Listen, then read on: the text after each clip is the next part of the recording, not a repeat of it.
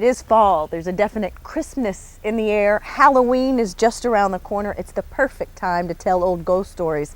And there are many housed right here in the old burying ground.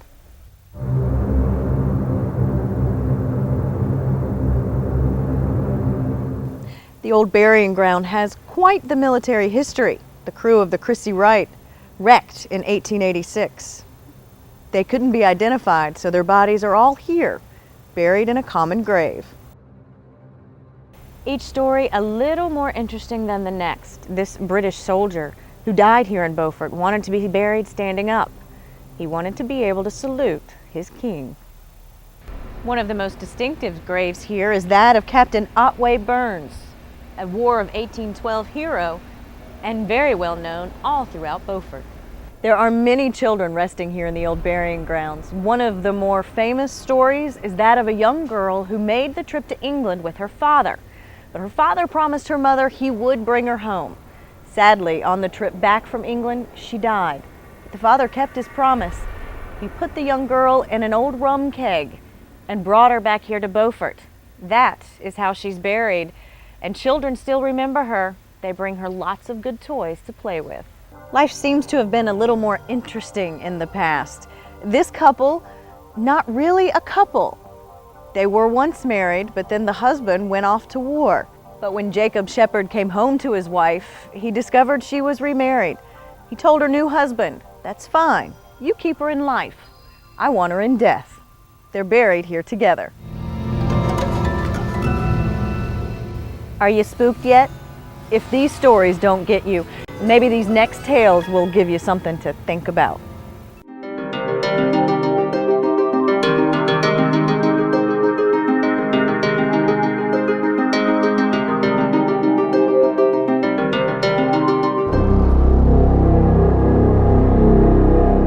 Sightings, I guess you could call it, of something going on at the dock house.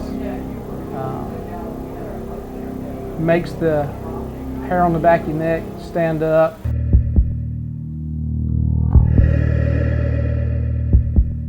So our employee was walking out of the kitchen with a pot of coffee, and as she walked by, there was a feeling she said it's like somebody brushed her hair, and she turned around, and as she turned around for just an instant, there was like a silhouette of a man standing just behind her.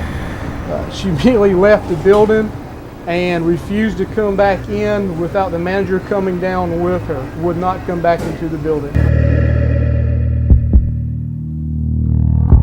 One incident was when our bar was open upstairs. I was the only one in the building. Our kitchen staff had been gone since about 8 o'clock, 9 o'clock that night. Came down to the dish area and was washing dishes, and what I thought was the radio kicked on. After jumping out of my skin completely, went over to turn the radio off, and it was the cassette player that had kicked on. There is an employee that worked here between 82 and 84, died a number of years later, and we all kind of feel it's that person, and we joke about it being that person when these things happen. And now I'm looking at the bar, and I would normally be bartending and working and have your head down, get a feeling that somebody's here. It's a second that you look up, it's gone. I think it's just somebody that misses the dock house and just wants to be here. Must have been the best time they ever had.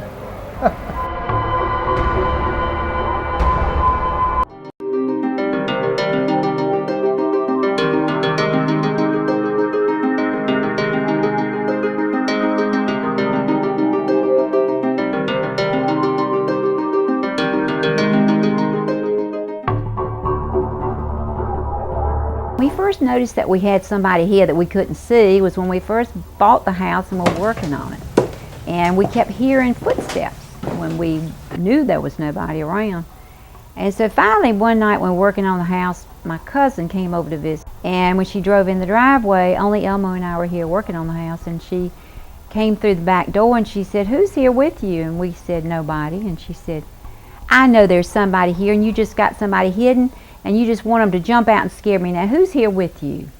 And we kept saying, "Nobody's here. Why do you keep saying that?" And she said, "Because when I drove up, a man was looking out the window, standing at the bottom of the stairway."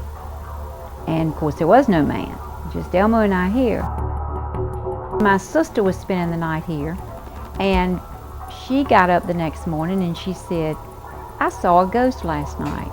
And I said, "What are you talking about?" And she said, "I woke up and a young man was standing in the doorway." And I said, was it scary?" She said, "No, I wasn't frightened." She said, and then he just sort of disappeared. Another girl staying here with us, a guest, and she came out and she said, "I had to get out of here. I was scared to death." And I said, "Why? What were you afraid of?" When I finally realized what she was saying, and she said, "I took a nap this afternoon and I was feeling somebody looking at me.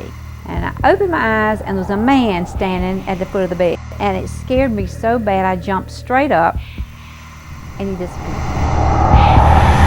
A psychic was here one time. We chatted a little bit, and then as she started out the front door, I thought, well, you know, I said, "Well, you haven't mentioned my ghost. You seem to know so much about everything else here." She said, "He's standing right there. And he's not happy. He was unhappy because whatever happened to him, I see him as a fisherman, and he wasn't able to carry on his occupation the way he wanted to."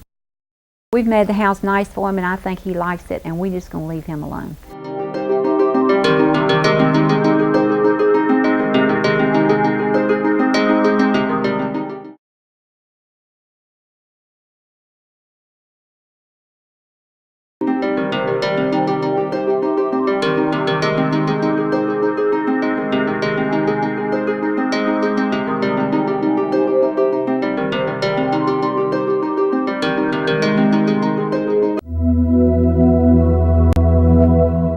Probably had things happening ever since we opened up, but we tried to make allowances for it, blaming the cat, the wind, or whatever. As time went on, things would fall strangely, and then you'd think, well, you know, the house is settling or something. I guess the thing that really cinched it was August the 2nd, because we wrote that on the calendar. One of these pumpkins back here in the Halloween display, we were in the back room and we heard it rattle as it rolled across the floor. And when we came in here, it was out in the floor. And then about 2-3 days later, the same little pumpkin witch was rolled out in the middle of the floor again. And couldn't have been the cat, because he was outside asleep. So we found that kind of interesting. It was the same pumpkin, the same week.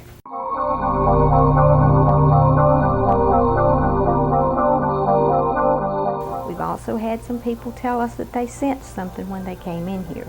2 young girls came down and asked Ernest, and they were visibly shaken, and asked him if the house was haunted.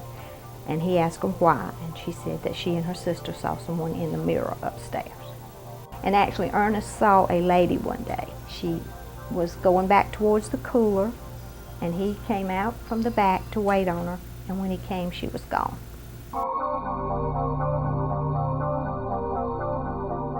The house, I think, was built maybe 1910, and the occupants owned the funeral home, which was next door at the time, and the lady of the house did flowers for the funerals.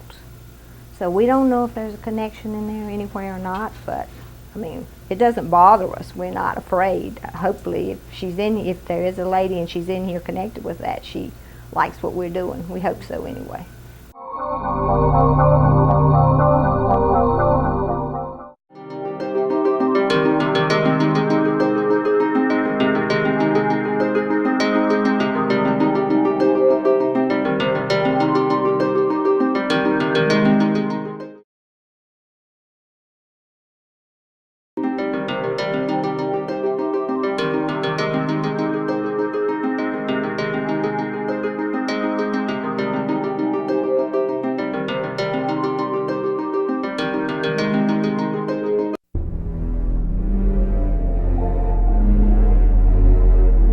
A lot of people over the years have been here. We're the 33rd owners of record of this house. With all those people and all that stuff that was going on, obviously lots of stories. And then there apparently were, that we know about, several people that were killed here. I think the most famous one is the girl, and that's the one that's most closely associated with Blackbeard. He brought this girl here, captured a boat, and she was part of the spoils, and she was extremely unhappy. And Blackbeard, being not real sentimental, according to the story, when the moon was full, he took her out in the backyard and hung her. I remember one afternoon I was here by myself kind of late, because we'd usually go back late Sunday afternoon, back to Chapel Hill, and I could hear, sound, like it sounded like somebody was walking around, and I don't know how much of it is just pure imagination, or how much of it is just whatever, but it was definitely creepy.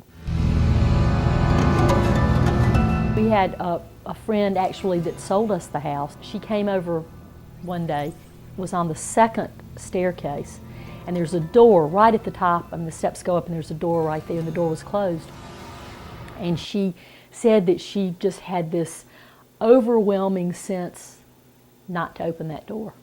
And she didn't know why, and she wasn't necessarily frightened. It was just this, incredible feeling of apprehension or whatever, that she should not open that door. So she turned around and left. To me, there was just an incredibly organic feeling about the house.